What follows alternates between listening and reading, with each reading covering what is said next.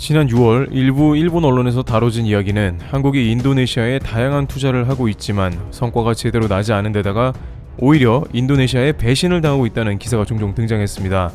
보통 한국에서 나오는 각종 인터넷 기사가 일본에 제공되어 일본 언론이 이것을 다시 보도하는 형태로 한국의 KFX 사업 관련한 보도가 주된 내용입니다. 일본 언론은 지난 6월에 KFX 사업을 하려고 한국에 체류 중인 인도네시아 기술자 114명이 본국으로 돌아가면서 양국의 협력이 유야무야 됐다며 한국은 인도네시아로부터 분담금을 제대로 못 받고 있으며 2019년에 인도네시아 당국은 돈 대신 현물을 제한하는 등 총체적인 난국에 빠져 있다는 것이었습니다.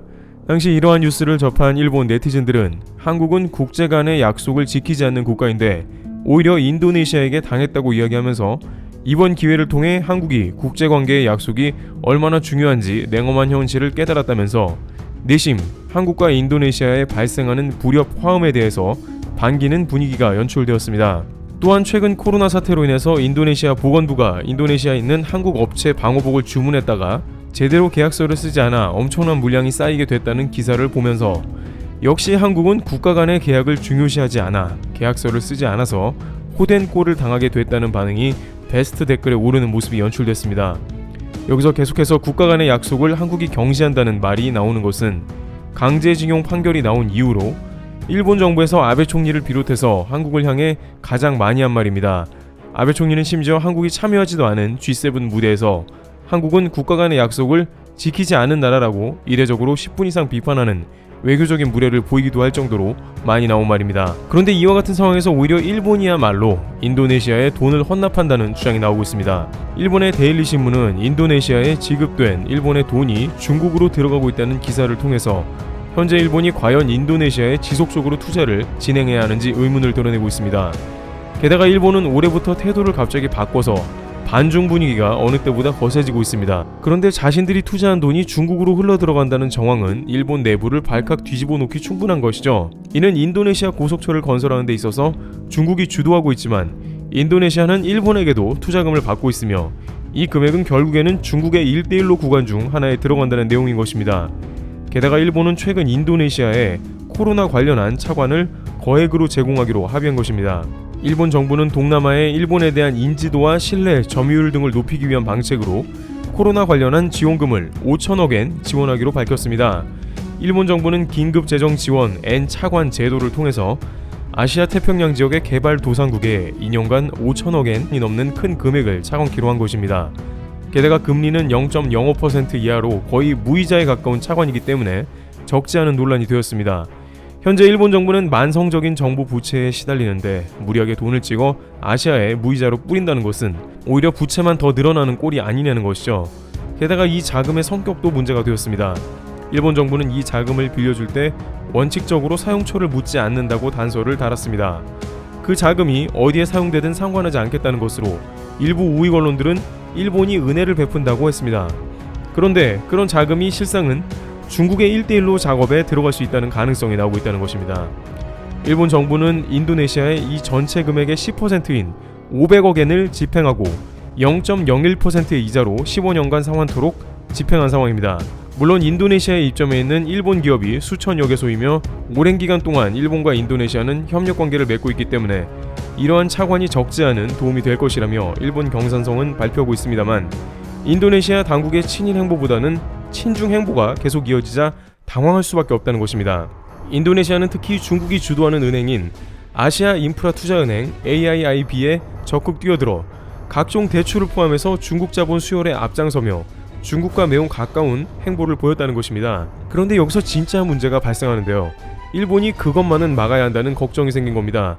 바로 인도네시아가 일본에서 저리로 빌린 금액을 가져다가 중국에서 빌린 돈을 갚는다는 것입니다. 일본에서 빌린 돈은 15년간 갚아야 하는 장기 차관에 이율은 0.01%로 거의 무상으로 빌린 금액인 반면 중국에서 빌린 돈은 중국의 1대1로 코스 중에 인도네시아를 관통하는 고속철도를 잇는 인프라로 일본보다 훨씬 높은 이율로 빌렸을 것이 확실하며 이것이 중국 자금을 끄는 데 사용된다는 것입니다.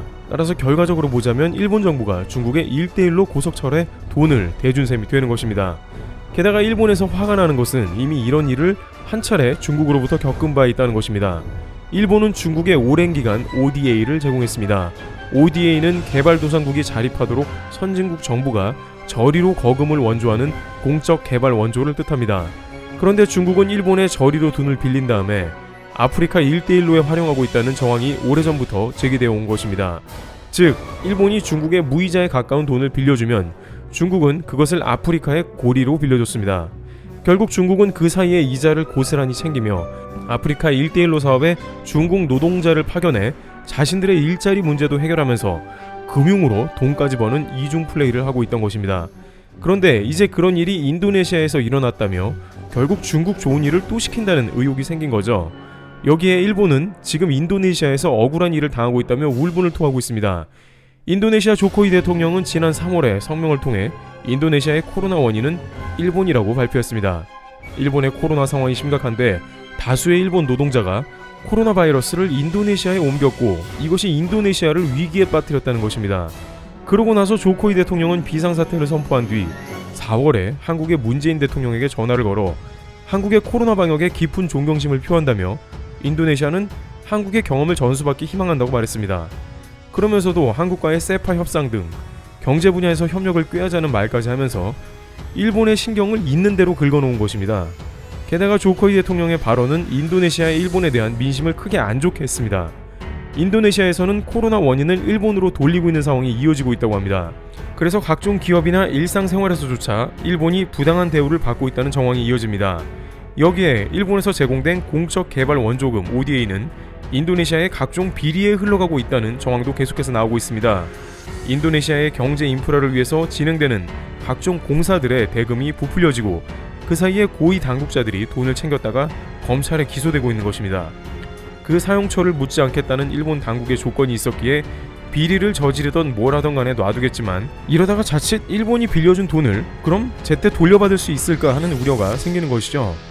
일본은 앞서 한국과 인도네시아의 KFX 사례를 보며 한국이 아무래도 돈을 제대로 받지 못할 수 있다며 내심 반기는 모습을 보였습니다만 한국에 비해서 일본은 훨씬 더 큰 돈이 공적 원조로 나갔습니다.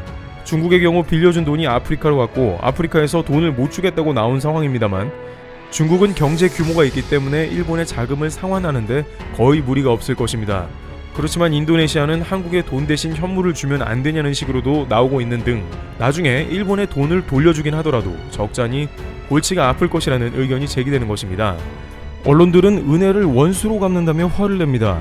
그런데 일본은 한국에도 차원은 다르지만 이와 비슷한 말을 자주 하곤 했습니다. 한국에 돈을 많이 제공해서 한국의 경제 인프라를 갖추고 지금의 풍요로운 사회가 되도록 했는데 한국은 은혜를 원수로 갚는다는 말을 한 것입니다. 이번 홍수가 났을 때에도 서울에 홍수가 안 난 것은 일본이 준 돈으로 지은 소양강댐과 충주댐을 지었기 때문으로 한국은 이런 은혜를 입었음에도 WTO 수출규제 소송과 강제징용 판결 등을 강행했다며 은혜를 모르는 나라라고 이야기하는 것입니다. 인도네시아에도 역시 돈을 줬지만 친중을 하고 있고 코로나 지원 자금을 대줬지만 코로나 원인은 일본으로 지목하며 부당한 대우를 하고 있다며 같은 방식으로 은혜를 원수로 갚는 국가로 지목하고 있는 것입니다. 이와 같이 일본은 한국이 인도네시아에 크게 당했다며 관련 기사가 나오면 자주 보도하고 있습니다만 막상 자신들이야말로 인도네시아에서 여러가지 일들을 당하는 모습이 전개되고 있는 상황입니다. 특히 싱가포르를 호시탐탐 노리는 중국의 1대1로에 자금을 대줄지 모른다는 정황에 크게 실망하고 있습니다. 다소 적은 금액도 한국에 잘 상환하지 않는 인도네시아가 일본의 돈을 제대로 갚아 나갈지 주목되고 있습니다. 트래블 튜브 여기서 마치겠습니다. 감사합니다.